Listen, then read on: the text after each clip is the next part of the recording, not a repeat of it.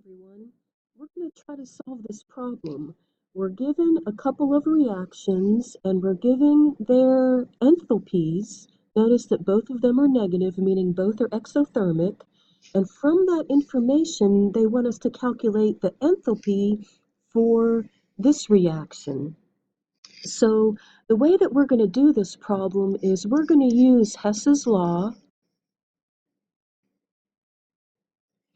And Hess's law works because delta H, or enthalpy, is what we call path independent.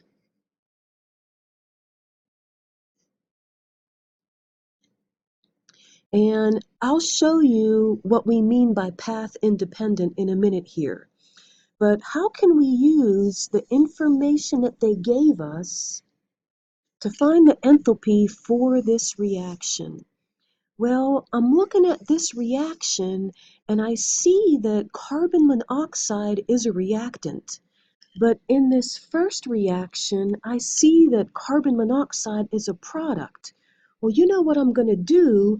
I'm going to flip this first reaction and I'm going to rewrite it as 2CO yields 2 carbons and an oxygen. And because I flipped the reaction, I've got to change the sign of this delta H. So delta H for the flipped reaction is now plus 221.0 kilojoules. All right, so now what should I do about this second reaction? I see that methanol is a product and it's also a product in the desired reaction. So maybe I'll just leave this reaction alone and rewrite it as it is. So 2 carbons plus an oxygen plus 4 hydrogens yield 2 methanols. And I didn't do anything to the reaction, so I'm just going to rewrite this delta H, or change in enthalpy, as given. Now, what happens if I were to add these reactions?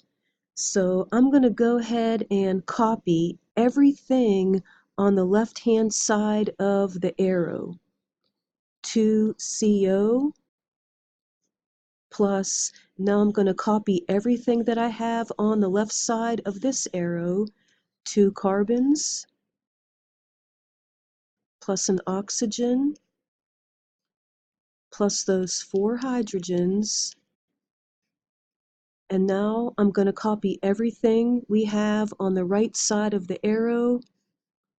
That's 2 carbons plus an oxygen plus 2 methanols.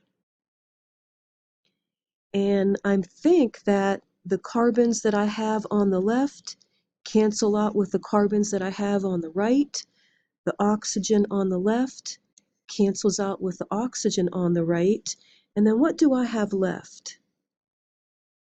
I've got 2 carbon monoxides and 4 hydrogens yield the 2 methanols. So how would I get the enthalpy for this reaction? Well, I would just do the arithmetic. I would take that 221 and subtract the 402.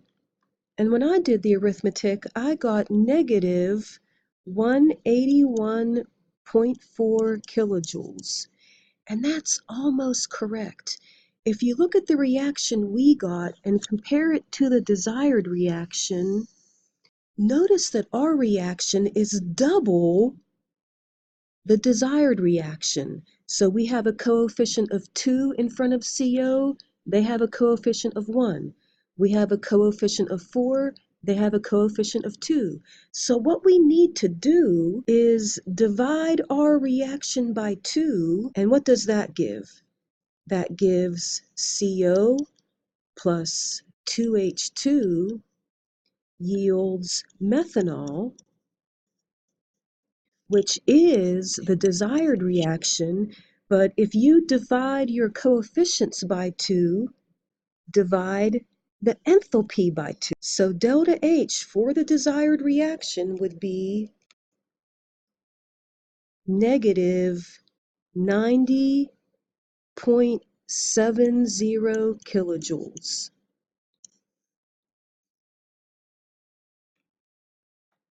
So that's an example of how we would use Hess's law to calculate the enthalpy for this reaction.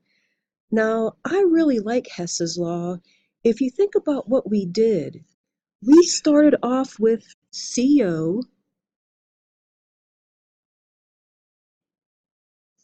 and we had to add enthalpy or increase the enthalpy to 2 carbons and an oxygen, and that had a delta H of 221.0 kilojoules. And then we had to do another path.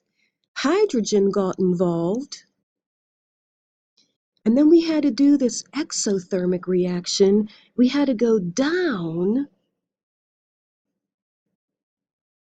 by negative 402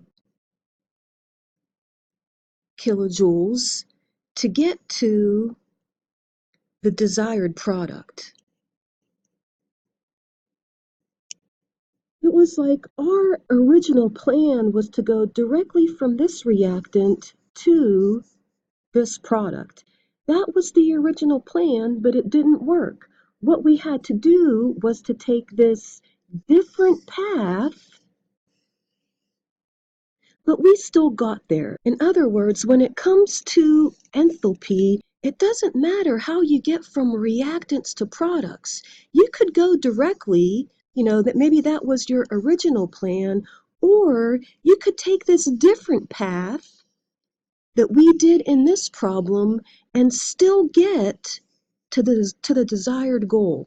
That's what we mean by enthalpy being path independent. And the analogy that I want to use is maybe getting to medical school. You think that you might be able to go directly from your bachelor's degree to medical school, and that's great if it works out, but just remember there's more than one way to get to medical school. So that was an example of Hess's law. Thanks for listening, and I hope you get a chance to try some of these on your own.